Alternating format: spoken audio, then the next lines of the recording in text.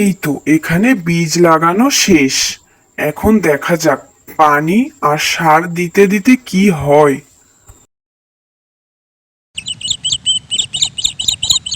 আলহামদুলিল্লাহ, এ তো বেশ ভালোই লাউ ছেড়েছে।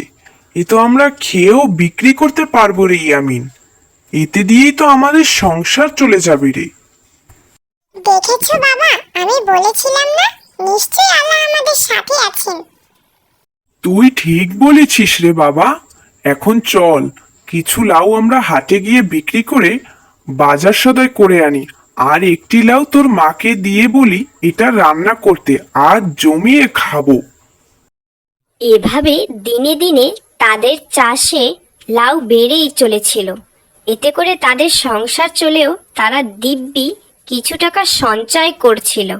এভাবেই একজন গরিব কৃষক লাউ চাষ দিয়েই স্বাবলম্বী হয়ে উঠল। তো বন্ধুরা, আমাদের গল্পটি তোমাদের কাছে কেমন লাগলো অবশ্যই কমেন্ট করে জানাতে ভুলো না।